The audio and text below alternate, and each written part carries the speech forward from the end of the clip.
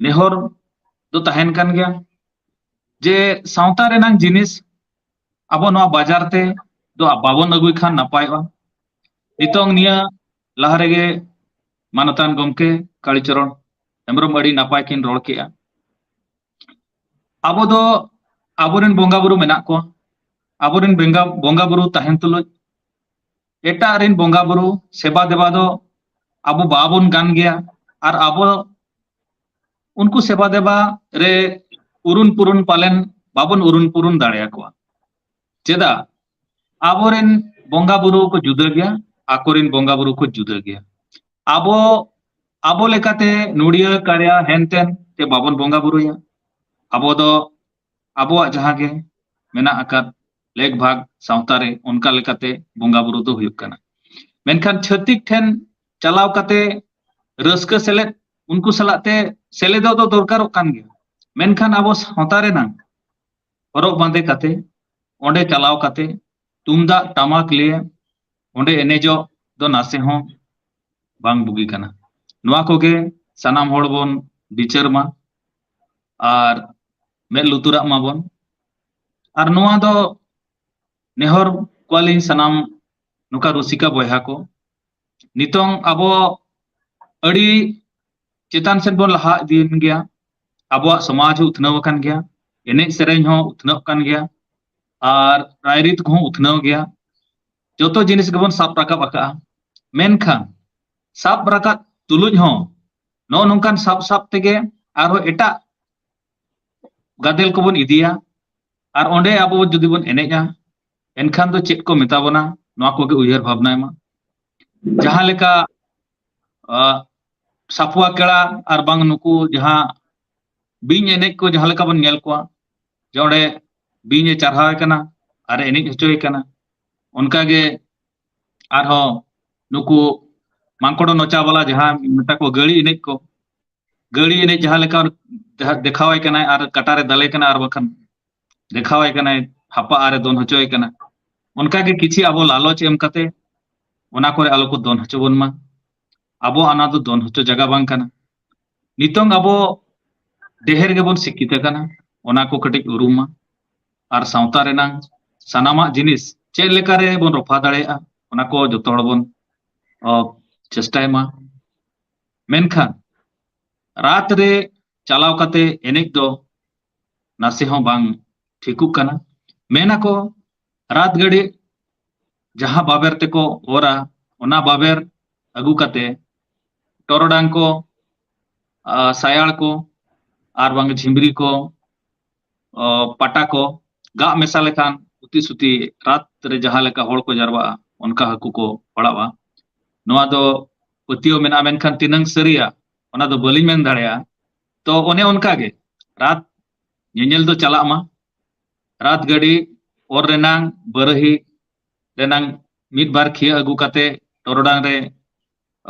galang mesai ma ona ko do napai jinis kan gya menkhan onde chalaw kate noka gabad gubud ar noka gani leka enejo do nase ho bang bugi kana jano joto hor ge mone alope mokon tapea jahay ko pe enej kan tabona abuwa do alope eneja abuwa onde lagre ho alope eneja dong ho alope eneja lagre do abo akla re bon eneja dong do abo bapla chho bon eneja rinje ko do abo karam chho bon eneja danta ko do karam chho bon eneja eta bela bon eneja ar ho noa singrai ko mena dhongel ko mena bir sereng ko mena adi rokomak tabon mena ar ho noa abuwa nitong danta ma mena ge aro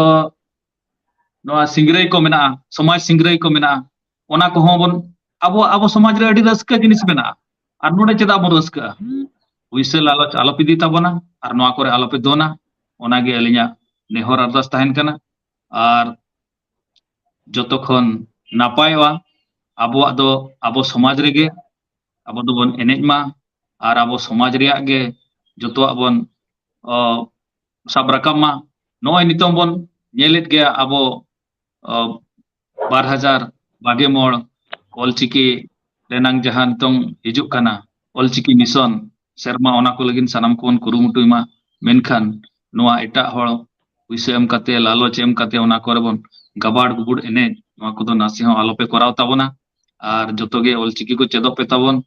ᱟᱨ ᱥᱚᱢᱟᱡᱽ ᱨᱮᱭᱟᱜ ᱫᱟᱨᱟᱭ ᱫᱤᱱ ᱨᱮ ᱱᱤᱛᱚᱝ ᱟᱵᱚ ᱥᱟᱶᱛᱟ ᱨᱮᱭᱟᱜ ᱡᱩᱫᱤ ᱯᱟᱹᱨᱥᱤ ᱱᱤᱛᱚᱝ ᱚᱞ ko ᱨᱚᱲ ko ᱜᱤᱫᱽᱨᱟᱹ ko babon teba akowa আর ᱱᱚᱜᱼᱚ ᱱᱚᱝᱠᱟ ᱵᱟᱡᱟᱨ ᱵᱚᱱ ᱟᱥᱮᱱ ᱠᱚᱣᱟ ᱪᱷᱟᱹᱛᱤᱠ ᱯᱟᱴᱚᱠ ᱴᱷᱮᱱ ᱵᱚᱱ ᱡᱚᱴᱮᱫ ᱦᱚᱪᱚᱜᱼᱟ ᱟᱨ ᱩᱱᱠᱩ ᱥᱟᱞᱟᱜ ᱵᱚᱱ ᱮᱱᱮᱡᱟ ᱱᱚᱣᱟ ᱠᱚᱫᱚ ᱟᱹᱰᱤ ᱵᱤᱴᱞᱟ ᱡᱤᱱᱤᱥ ᱠᱟᱱᱟ ᱱᱚᱣᱟ ᱠᱚ ᱦᱩᱭ ᱟᱞᱚᱵᱚᱱ ᱠᱚᱨᱟᱣ ᱢᱟ ᱟᱨ ᱵᱤᱥᱛᱤ ᱵᱟᱹᱞᱤᱧ ᱢᱮᱱᱟ ᱢᱟ ᱥᱟᱱᱟᱢ ᱠᱚᱜᱮ ᱥᱟᱦᱱᱟ ᱥᱮᱞᱮ ᱡᱚᱦᱟᱨ ᱟᱵᱚᱣᱟᱜ ᱥᱟᱶᱛᱟ ᱨᱮᱭᱟᱜ ᱥᱟᱱᱟᱢ ᱠᱚᱛᱮ ᱫᱮ ᱡᱩᱢᱤᱫ ᱛᱮᱵᱚᱱ ᱨᱚᱯᱷᱟ ᱫᱚᱦᱚᱭᱟ ᱟᱨ ᱡᱚᱛᱚ ᱦᱚᱲ ᱡᱩᱢᱤᱫ ᱛᱮᱵᱚᱱ ᱛᱟᱦᱮᱱᱟ ᱫᱤᱥᱚᱢ ᱨᱮ ᱟᱹᱰᱤ ᱜᱟᱱ ᱟᱱᱟᱴ ᱮᱴᱠᱮᱴᱚᱬᱮ ᱦᱚᱭᱫᱟᱜ ᱞᱮᱠᱟ ᱦᱤᱡᱩᱜ ᱠᱟᱱᱟ ᱚᱱᱟ ᱠᱚ ᱡᱚᱛᱚ ᱦᱚᱲ ᱛᱮᱵᱚᱱ ᱫᱟᱨᱟᱢᱟ ᱟᱨ ᱥᱩᱞᱩᱠ ᱛᱮᱵᱚᱱ ᱱᱤᱨᱟᱹᱭ ᱨᱮᱵᱚᱱ ᱛᱟᱦᱮᱱᱟ ᱡᱚᱦᱟᱨ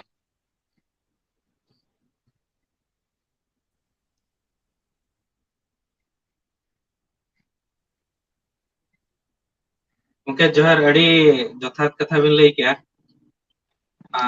Jaha bin lay kya noa adi daman katha kana. Ona ko noa ko madre abo ne to arhom meta unkan guest abo thane setera kanai jaha do Kis University ne jaha research scholar menaya Samlal Marandi dada. Abina noa chitan te tinna motamoto mena cek leka abin bin mone noa rat gadi ar santal salak suluk sagai noa chitan te abina moto MB gongke Samlal dada. जोहार गे सनाम को गे आंजमोग kan gया पलन आंजमोग कना जोहार गे अबोरिन मारन गकुआन कालीचरण हेम्ब्रम तिकिन ठाकुर दास हंसा तिकिन और अबोरिन जहां तिनिन participant मेना को सनाम को गिnya pasta section लाफाण गरजर और तुम तबे तेन बिसु बाबू लिंग सरहाया जहां नोआ मिटा प्लेटफॉर्म क्रिएट का नोकाना प्लेटफॉर्म जहां से कहीं चिंता रनंग कथा कना तेन भावना रनंग कथा कना कि रात रे दो अब परब कना चे पुनई कना कि चेक कन से अब ओंडे को चलागो कना नोआ मिटा अडी मारंग उहर इहो हुइना पले अडी शर्मा खन नो नेलगुई आ भुवनेश्वर मिनिया नालको नगर रे और बांग सोड़ेश्वरी बिहार रे नोआ भीतर हो अडिगान अबरिन संताल नुको एनेज कना को सेरेन कना को रात रे किंतु ना दो अब परब कना जे पुनई कना ओना दो पले नितो हरि अबरिन संताल हो बाको बडाय दागा गया हां जदी हो नोआ आदिवासी परब कान गे थन मनन दो हिसाब रे किंतु नितो दो ओना दो मेना उडिया को खबर रे मेना जहां चे उडिया जैतो नितो दको ओना दको सेबा देबा अगु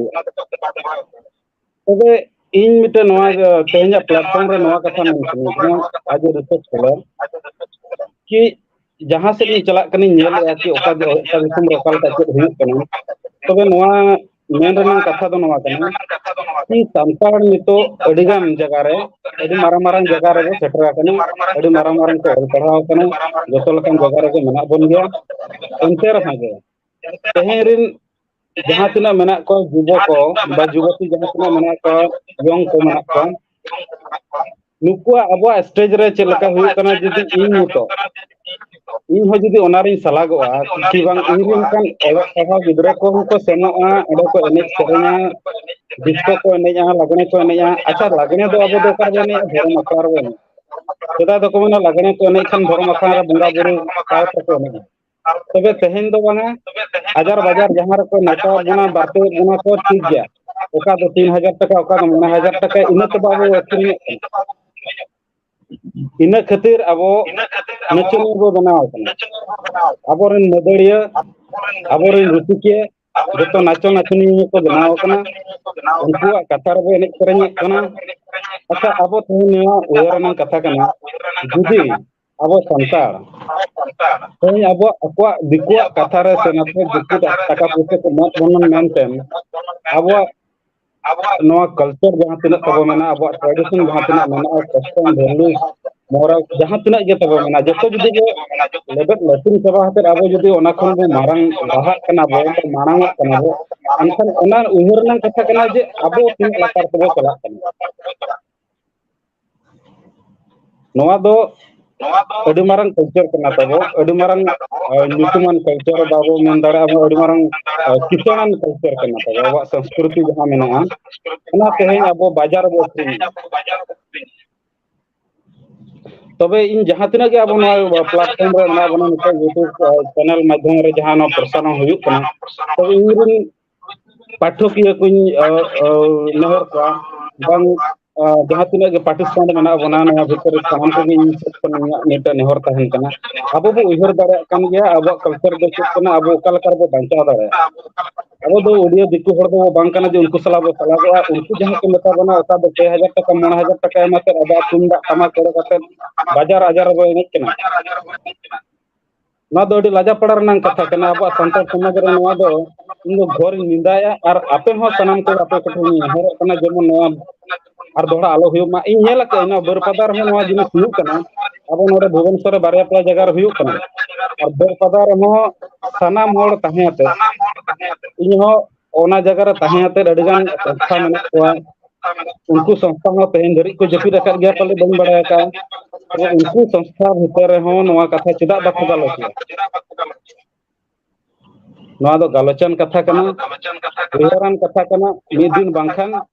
आवरना संता होड़ा नवा कल्चर दे नकागे बाजार आजार के नकागे अखरिना ताबो अबो बो अखरिना अबो बो आको ठेर बड़ा चो किंतु तेहेन इnya इnya मिटे क्वेश्चन जो नवा मिटे इnya प्रश्न तहन कना कि अबो खातिर ओको को ने सेरኛ का ओको दिखे अबो खातिर ने सेरኛ का और जहां हिलो को ने सेरኛ अब टाइम रे मिटे मिटे मकसद दोहा को ने सेरኛ अबो ठे किछि को न्यामा तबे ना अबो को दोहा बन ना कथा तो बेस्ट क्लियर दो का उहर अबो जेमन निय धाव तेन अभी पहले बो लेटन गया बन बड़ा का आतेन नवा जेमन जहाँ तीन के मेना बना पाकिस्तान है तो आबो भीतर नवा जिनिस पूरा का ना जे आबो कल्चर दो बाबो अखरिना का दिसम रहो के बाजार रे नका अब धर्म अखड़ा रे कथा जहाँ एने करे ओना एने करे आबो धर्म अखड़ा रे तहन मा बाजार रे नका नाचनी ने का बाबो ने अब हुना नाचनी दो बांकना उना कम हर दो बांकना अब अब किछि मेना गया तब जहां सोसाइटी को एम दाड़े ओंडे बो एम और नुको मेनाते 3000 5000 टका ओना सन जस्ती दो बांगा इन मेन जदि 100 जन को चला कना 100 जन आते हो जदि आपे मिदिल तो खाता कना एनखान दो 1200 300 टका तो पे इनकम गया और आपे जदि 50 जन 100 जन पे चला कना 100 जन जदि 1200 टका पे हिसाब जहां तने होय इन टका दो बाको मापे ओका ने करेंगे तो नवा गतिन कथा तहलेना ओना भीतर अडिगन कथा मेना गे जेसे नवा प्लेटफॉर्म रे ओना कथा बन ले दड़ा कना इन हिजु अनका गे यूट्यूब चैनल माध्यम रे इन सचेतन लगिन चेष्टा बहल को जेमन जते दिन अबो भीतर मिट नवा समाज ना संतुलन हुई दड़ा मा अबो भीतर कोऑपरेशन हुई दड़ा मा किसे हिते से अबो अबो हर स्टाइल गे जस्ती हुई कना ओना भीतर तहरे तो वीडियो हिजु जतो इंडिया के समाज रंग नेलाते दोहा दिन समाज रंग बेस हुई दड़ा भले हुई दड़ा ओना लगे तीन चेष्टा रिन तहना और साथे सनाम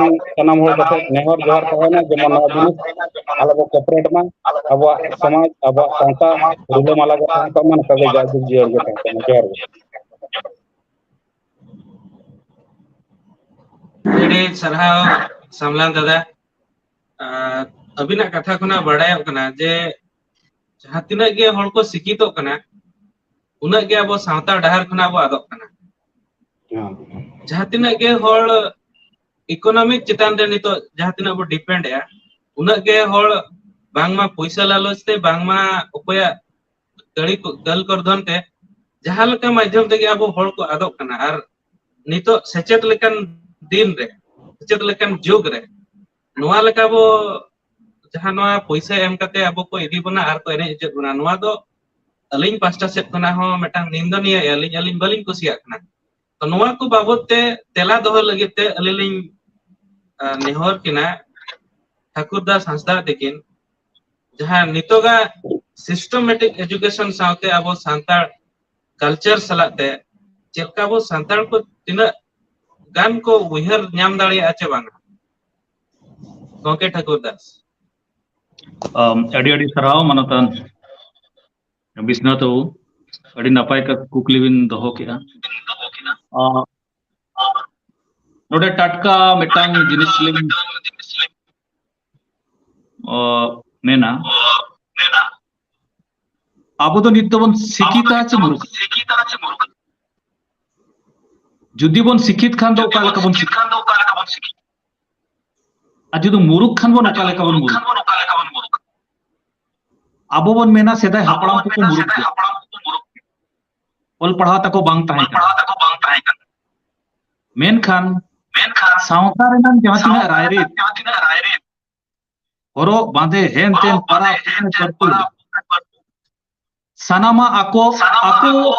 भीतर के ताहे नो नोंका बाजार करे अगु कते बचकर लेका एने नोआ दो किता होड़ा कना तो मुरुख होड़ा कमी कना जुदी आबो शिक्षित गया बन ओकाल का तबन जुदी आबो ठीक लेका तबन शिक्षित आबो परती आबो रायरी आबो सावता लेका तो जुदी बन शिक्षित इनखान दो नोनका बाजार करे दो नोनका बचकर लेका तो बाबो नहीं आबो प्रकृति शिक्षा बाबो ᱧᱟᱢᱚᱜᱼᱟ सावता रेना सेचे परसी रेना सेचे आबोआ लेग भाग राय रीत तारा तिना परसी रेना सेचे जहां तिना सोनत मेना धर्म देया राय रीत रिया अरि चली रिया नोआ सेचे दो आबो ठन बांग गेल ᱧᱟᱢᱚᱜᱼᱟ नितों अली मिट बार कथा लिंग मेना हो मेटा आबो नुको ओकोय मेता को कना नोडे ने पे आबो जहां रे बन तहना सगै तो बन तहना जहां रे आबो बन टोला बन बेरेत का अतु बन बेरेत का मेटा मजी का बन तहना मजी राय बेगो अतुरिन कोड़ा हो कोड़ा को आति कुड़ी हो कोड़ा रूसी का अखड़ा हो बांगड़ा को तोबे नितों उनी मझी चेले करे डामाडोलो नुई मझू डामाडोलो कान कुतिर तेगे तो आजा अखड़ा जहां धर्म अखड़ा अतुर एने कथा ओला रे एने कथा ओना अखड़ा अदु ताते बाजारे अगुना दिसम होर समांग रे छतिक पटक समांग रे ओचकर लका एने इनखान मझी कमजोर मझी केटेजो आबोआ जहां नवा कस्टम मेना ट्रेडिशनल मेना ओडेना जहां रू ओरम मेना ताबन जहां तुमदा मेना टमाक मेना चोरचुड़ी मेना घुड़ी मेना ओना दो सावता रे लगिन गे सावता रे नांग रस्क रोमज लगिन सावता सुसर ले नांग जिनिस का ओना दो ओडे गबन व्यवहार मेनखान दिकु ठेन नितो जहां दिकु को दिगला बन ओडे चे लेकिन आबुआ सावता रे हरो बाबे उंगा टमक सावता चदा बन चला जुदी ओडे एने रेना गे मेना एनखान दो ओडिसी डांस बा मने केना ओडे अरे एटा हना घोड़ा नाचो बा मने केना ओडिसी डांस रोग में और ओडे आबो खेरवाड़ बीर बाम लेका आको पाइको बीर लेका था में और ओडे दोन सांताड़ा चदा कचा जी कते ओडे दोन सांताड़ा होरो बांधे इदी कते चदा ओडे नोआ बन कोरावे खतिरते आबो सावता डामाडोलो नोआ उइहर भावना और नोआ दो बाबन कमी ओनाते अब सावता जुदी बन सुलुक निरय और निरय रे दोह लगी बन चेष्टाया इनखान दो मझी केटेजो मा रायरित दोहय मा और सनाम कोते मझिया कथा बन आंजम मा और मझिया कथा मना बता मा एने नंग राय होता है ना और सावता होता है ना और बांखान दो सावता हो बाधा ही और नोनो का डामाडोलो तेणु सानाम शिक्षितान गमके को माझी मड़वा को अकिलान गमके को पुरुधुल को सानाम को के मेन लुतुरा पे तबन माझी रायते जतो को बन तोलो मा और माझी बन मना बताया मा और माझिया साजबाज सावता रेना साजबाज औरो बांधे को इदी कते नौका बाजार करे दो बाबन बचकर लेका नचनी लेका आलो बना जोहार रेडी सरहालिन चलकिना गोंके ठाकुर दास हंसदा लेकिन जहां लेकिन मतो किनेम क्या अदो ओनोलिया लेकाते आरो मेटा एक्सपोर्ट जहां अब मेने कालीचरण हेमरम तिकिन अकिन चेलका किन उहरिया जे सांताल को नोआ रथो रे जहां एने केना को गड़ी लेका नोआ को तिना अबिना चेत अबिन टिप्पणी तहेना तबे गोंके कालीचरण हाँ मनारे मिट्टी दावली नामला तो कथा हुई कना तुमदा टमाक सला बोंगा कोआ सगई और संपर्क को चेक तहन एनेज और सेरेन सला बोंगा कोआ संपर्क को चेक तहन कना नोआ भितर रे निरोध दो चेक तहन कना तो नोआ जिनिस अब नेल दरकार कना तुमदा टमाक दो मिटन आमेम किरिया कना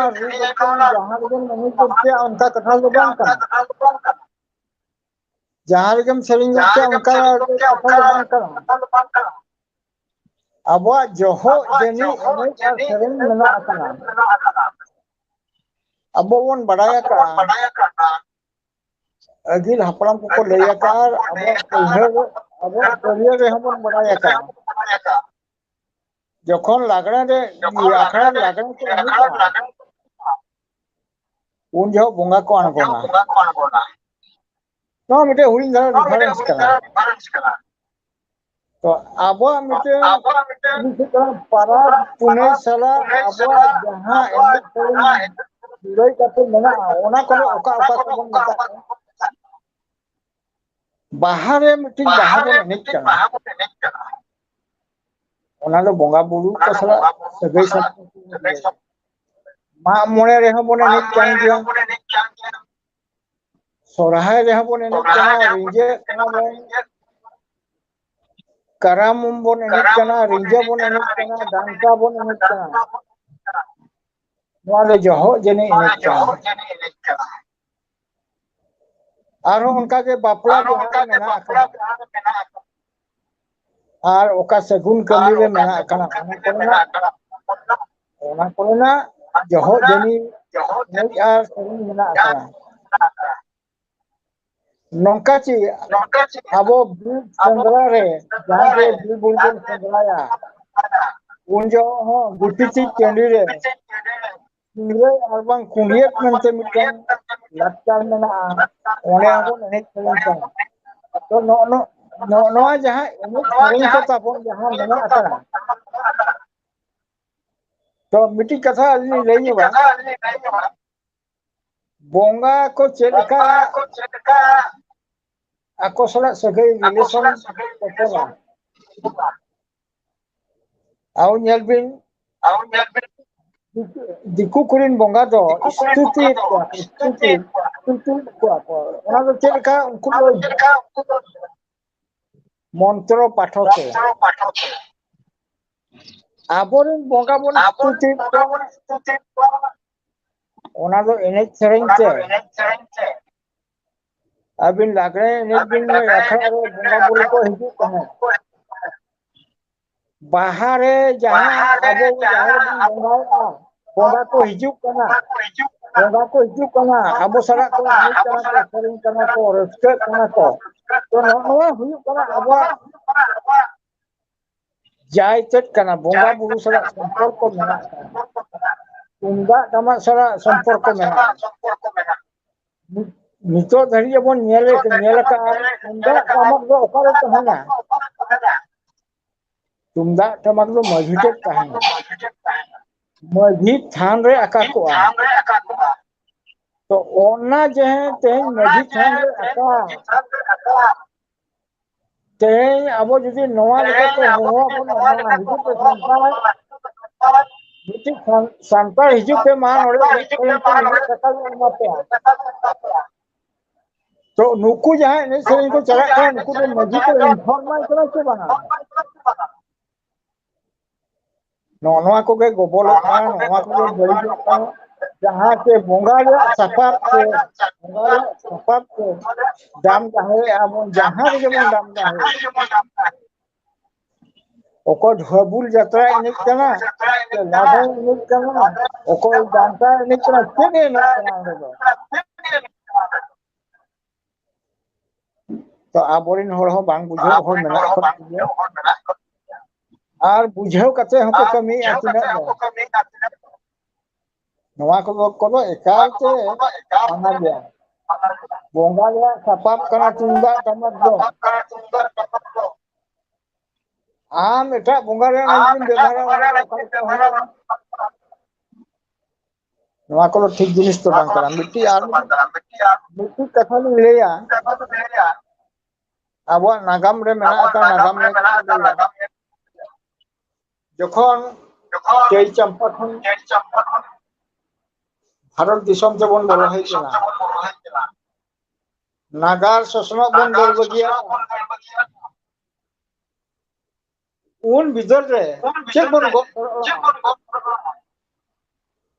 अब हुरु चावले बाबन गो तरा का धन संपत्ति बाबन गो तरा का टाका पैसा बाबन गो तरा हली तुंदा टमक बन गो अगुला अनंते लाक्चर बंचा वकना जेती बंचा वकना समाज बंचा वकना धर्म बंचा वकना तेहे नवा लेकना बिकना निलो पवित्र गुरु जहां के बन हुई नवा दो बिटल छाड़ा ओनाते जहां तिना बन एनेक कना उनको को नेहर जहां तिना के अतु बन बंगा लक्ष्मी सरस्वती एमान तेमान बन बंगाया उनको को नेहर एटा धर्म रे बंगा दो आलोबन बंगा कना आबोरेन उन नापाय बंगा मेना को सिस्टम धर्म रे बंगा मेना को उनको बांग माना काते हारे दिन मोरे दारम दर खांगुआ आमा अवस्था चेक चिका है आबोरिन बंगा आबोगे बाबन को जाया को कना हम तुंदा टेमा कदी कते हम को मना है आबो सामताया कथा आबो कथा आबो धर्म रे कथा नवा लेकाते आम कुदमेम उरुम गया नवा अर्ज हन नामो गया अलो नवा को एकालते बारन गया बयते नवा को बन दरकार कना अब बाबन नरे ठकुर बाबू के मन के सीखने तर स्किल भीतर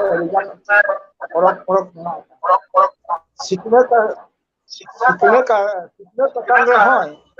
होय बनु मन खान दो उनी दो नका बेभरम कमी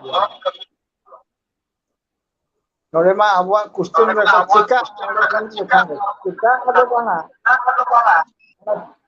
चिका दो आम थे के कुकुरी मेना आम थे के बनु मेना आम थे के अंसार मेना ओना के बन सकरा कर चिका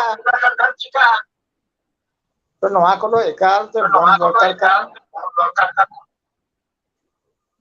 हेलो देहन कथा तो बोल ले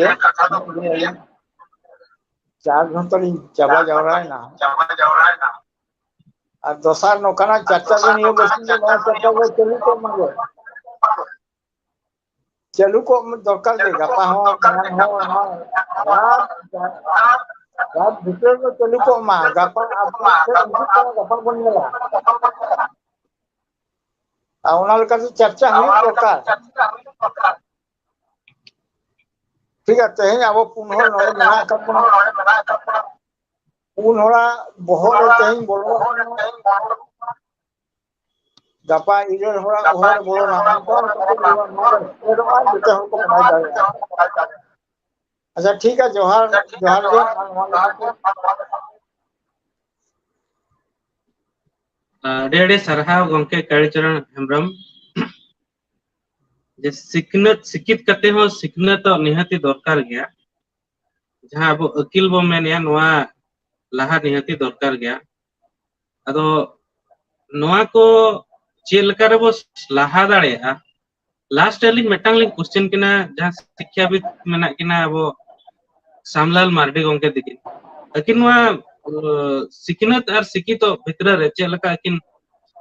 नोआ संताल समाज जहां कल्चर अब वो मेनिया नोआ को होल को ठन चेलका रे सेटर ओनारे किछि बारया बार पदगान लेकिन किन लेमा चेलका ते अब समाज और नोआ जहां एजुकेशन और ना अब अरिचली समाज रे इना बस सही वो उन्हें ताड़िया सिकनत और अकील सिकनत और अकील होय सिकनत और अकील ओके सामलाल तबे ठीक है तबे नोडे कालीचरण हेम्ब्रम तकिन मेना किना गंके ठाकुरदा संस्था तकिन मेना किना तबे नो अकील ज्ञान जहां बो मेने नो बार प्रकार शिक्षा मेना नितो हुयु कना नैतिकता शिक्षा बा मोरल शिक्षा जहां बो मेने और मिटा हुयु कना सर्टिफिकेट शिक्षा जहां सर्टिफिकेट बो शिक्षा बो ग्रहण ओना दो अब अकील ज्ञान दो मारांग आके सेना आके दो ओना दो बाबो मेनदा बंखान मिन होर बंग पढ़ावतेन हो जहां लका कि मिटे ताहलेना भीमो भोय मेनतेन बड़ाय गया तले नी हो उना अकील दोता हिसाब दो माने शिक्षा दोता बाय ताहलेना निका दो मोरल शिक्षा जहां ताहलेना बंग नैतिकता जहां ताहलेना अकील ज्ञान के बो मेना अब संताड़ ते दो जहां होर से अकील ज्ञान मेना उनको दो नवा कथा को विचार दाड़े को उहर दाड़े को और जहां बांग नोका नोका के शिक्षा मितो जति नेल दुनि होला ज्ञान रे मा बा शिक्षा रे जदि जहां होड़ मेंतेन होड़ दाड़े दा अब ले जहां तिना जे मेना रीति रिवाज तब अब भितर मेना मिद होड़ अब सोसाइटी रे तहां ते अब समाज रे तहां ते जहां अब समाज बाय टिके दाड़े दा सावता बाय टिके दाड़े दा अब अरिचली बाय टिके दाड़े दा अब भाषा हता बाय टिके दाड़े दा तबे ओनार नंग शिक्षा दो शिक्षा दाड़े जहां नोआ को साबते मारंग पे लहा ओना जे प्रकृत शिक्षा जहां दो मेना तबे नोडे अडिगान अबवा भितर रे मेना को गया सनम पठे को मेना को गया जहां दो तेहन को ओक कान गया को अडिगान डिग्री को कराव का गया ताते उनको हाबो सावरे मेना को गया तबे अबो को उहर दरकार तेहन जुबो को उहर दरकार तेहन जहां तिना यूथ को मेना को तेहन उनको को उहर दरकार जे अबो जो शिक्षा को नाम किया तेहन उना गान डिग्री हो दी किया अबो को उहर दरकार जे नो सर्टिफिकेट शिक्षा दे टिकट बो शिक्षा मांग टिकट बो लहा तेहन जदि अबो सांता गेबो बदली तो कना अबो सांता गेबो हिरके हा कना तबे गपा अबो आइडेंटिटी बाय तहन अबो मिटे चिन्ह बर्णा के बाय तहन तबे नवा शिक्षा इदिया के दो चेन बाबो दो जने तबे ओना खातिर मेन किया जनरली अब जो मेन साधारणत बाबरे बार प्रकार शिक्षा जहां के मिटे नैतिकता शिक्षा बा मोरल शिक्षा अब हम मेन दरा कना और मिटे हुकना सर्टिफिकेट शिक्षा माने अडिगान बिन पढ़ाव का किंतु अकिल ज्ञान दो मारंग को दो कलका बो व्यवहार को उडी को दो कलका व्यवहार को अब अरिचली दो कलका बो चिकाया ओना हो जदि अब भीतर रे उन भोरे बाय हिजुआ तबे ओना दो सर्टिफिकेट शिक्षा इदिया ते दो अब लाइफ रे नाम दो चेंजेस तो बाय हिजुआ लास्ट रे अब जतो ठे कोन दो मोन का गबो दिनलो बो एड़े चोआ लेबे लापल उंडे बना को ᱚᱱᱟ ᱠᱷᱟᱹᱛᱤᱨ ᱟᱵᱚᱨᱮᱱ ᱯᱟᱹᱴᱷᱩᱣᱟᱹ ᱠᱚ ᱤᱧ ᱫᱚ ᱡᱟᱹᱥᱛᱤ ᱡᱩᱛ ᱠᱚᱧ ᱢᱮᱛᱟᱣ ᱠᱟᱱᱟ ᱛᱮᱦᱮᱧ ᱟᱵᱚᱨᱮᱱ ᱦᱚᱨ ᱰᱟᱦᱟᱨ ᱩᱫᱩᱜ ᱵᱟᱠᱷᱨᱟ ᱢᱮᱱᱟᱜ ᱠᱤᱱᱟ ᱯᱚᱨᱤᱪᱚᱭ ᱦᱮᱢᱵᱨᱚᱢ ᱴᱷᱟᱹᱠᱩᱨᱫᱟᱥ ᱦᱟᱸᱥᱫᱟ ᱱᱚᱝᱠᱟ ᱜᱮ ᱟᱹᱰᱤᱜᱟᱱ ᱜᱟᱹᱠᱷᱩᱲᱟᱱ ᱦᱚᱲ ᱦᱚᱸ ᱢᱮᱱᱟᱜ ᱠᱚᱜᱮᱭᱟ ᱥᱟᱶᱛᱟ ᱥᱚᱢᱟᱡᱽ ᱨᱮ ᱩᱱᱠᱩᱣᱟᱜ ᱦᱚᱨ ᱰᱟᱦᱟर ᱩᱫᱩᱜ ᱛᱮ ᱟᱵᱚ ᱵᱮᱥ ᱦᱚᱨ ᱛᱮᱵᱚ ᱪᱟᱞᱟᱜ ᱢᱟ बेस बो कमी मा और ना साहता समाज लगी की बो करा दाड़ा मा और ना नाचनिया और बांग बाजार आजार नका जहां लका बो एने सेरेन कना नवा को जेमन आलो हुई मा ओना को इन तमाम हर कोठे नेहर इन दोया इन कथा गिन मेना नवा सा माने शिक्षा शिक्षा एरिया ते नया गतिnya view tahena dar प्रकार शिक्षा सर्टिफिकेट शिक्षा हासिल बांगते अब मिटा मोरल शिक्षा को दिबा मानसिक शिक्षा को दिमा इनगे रना कथा दो अडेडे जोहार जहां जहां भी लई के नैतिकता शिक्षा एंड जहाना सर्टिफिकेट शिक्षा एंड मोरल शिक्षा ओना भितरते जहां किन कल्चर एक्सपोर्ट जहां बो मेना अब ठाकुर गंके तकिन अबिना मतो चेत मेना नवा बाबतते गंके ठाकुर सरागे बिस्रा तो शिक्षा मेन लेखा दो अबो जहां लेका नुकिन सामना बाबू तकिन मेन के बेटा सर्टिफिकेट शिक्षा जहां स्कूल करे बन नामे आखड़ा करे बन नाम और बेटा नैतिकता शिक्षा जहां के मिना जे टटका मेन गाना ना अबो सावता के सावतारी शिक्षा अब जहां जहां कल्चर खन हेजना जहां सोसाइटी खन हेजना जहां फैमिली खन हेजना ओंडे गे अब जो आयो बाबा कथा बन चेदक खन आयो बाबा कथा बन चेदक खन ओंडे गे अब दाका जम न्यू रेना रो बांदे रेना आचार व्यवहार रेना बन चेदक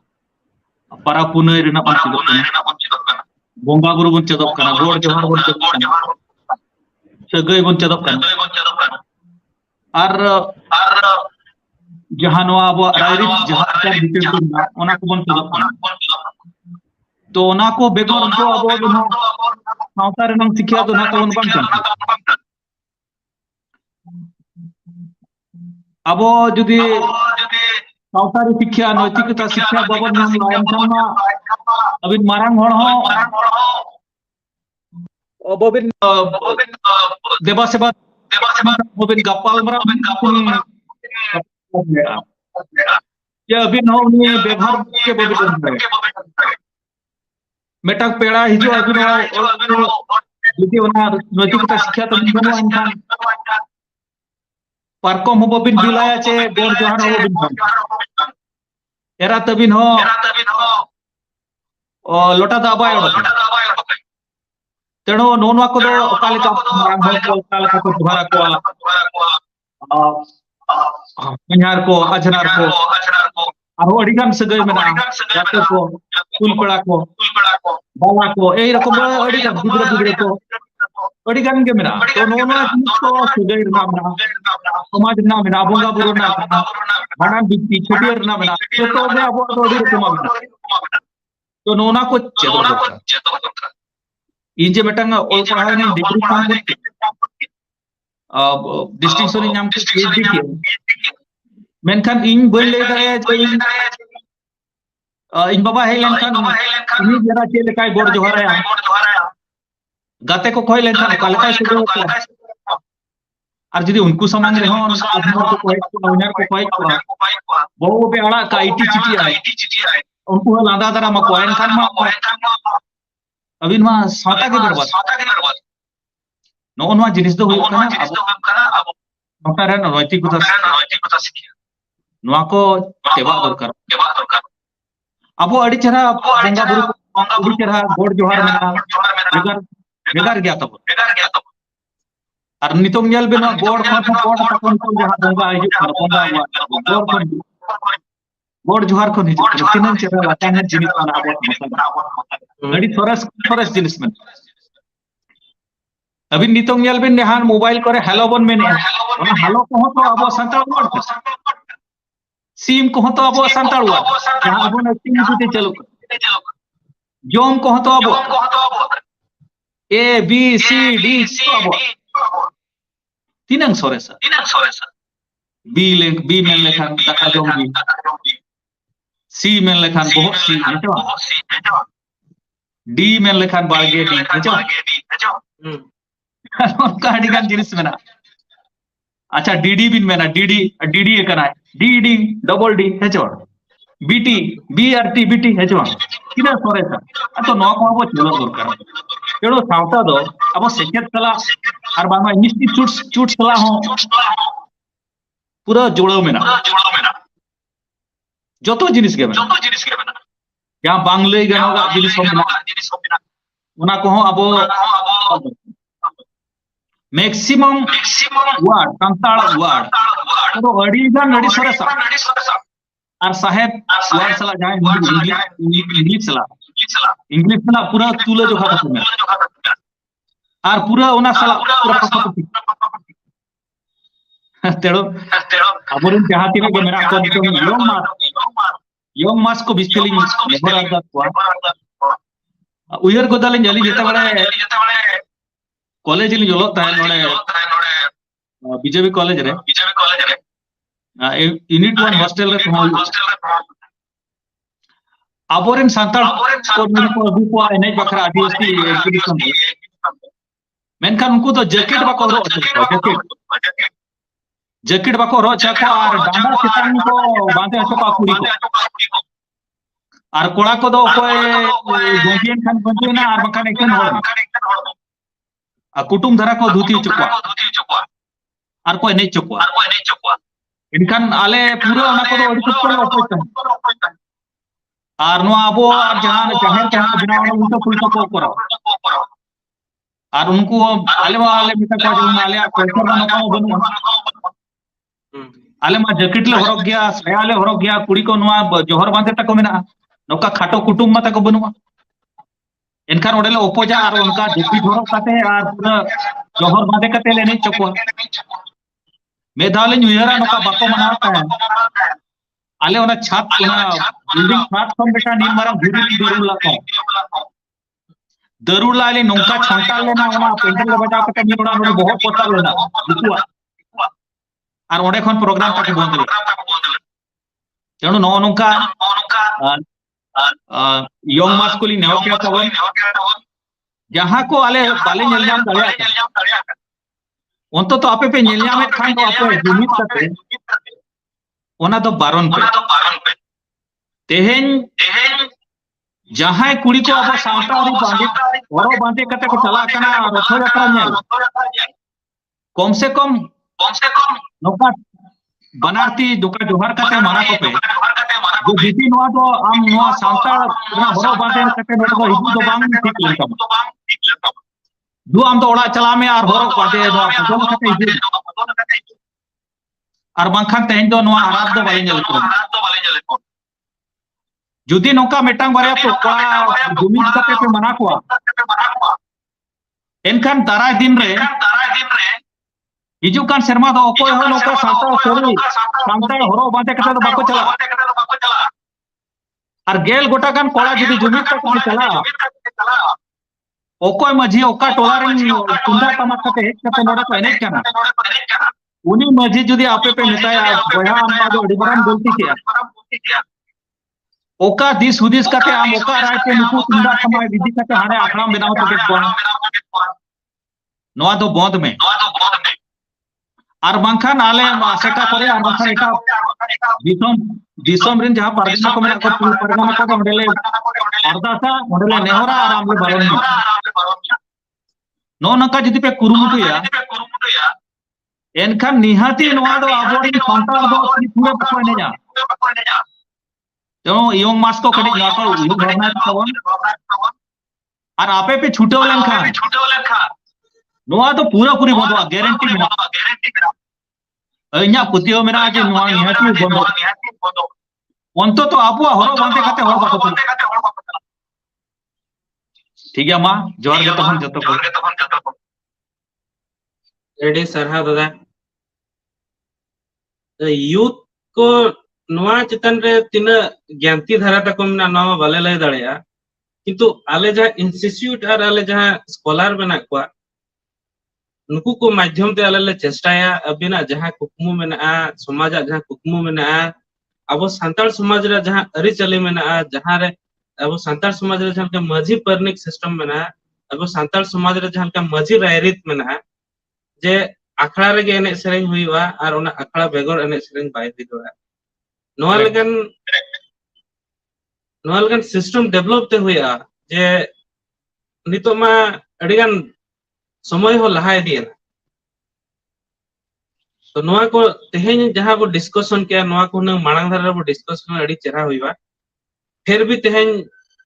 अब सोशल मीडिया रे बो गलमराव कना अब पखाबकी 12,000 हॉल को नेल बना ना लाइव सेशन रे फेसबुक ट्विटर इंस्टाग्राम और यूट्यूब रे मेना बना नोआ माध्यम तगे दिसम हॉल को ठेन जहां बो मैसेज बो एमिया उनको को बड़ाय दाड़िया कना और उनको हो जहां यूथ को नोआ सला कनेक्ट मेना को उनको हो नोआ कमी होरा रे जुड़े को तहना में ते अलिन ले आसवा अदो तेहेन दो नोडे तेहेन जुड़ावकन 12,000 जहां सेशन को नेले उनको को सावते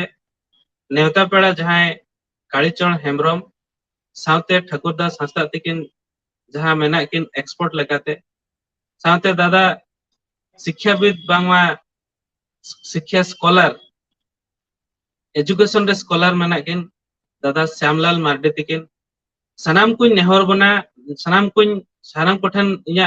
अरदासिन चाला जे हिजुकन दिन रे आरो नवा नवा कथा अंजम लगी इन दिसम हॉलिंग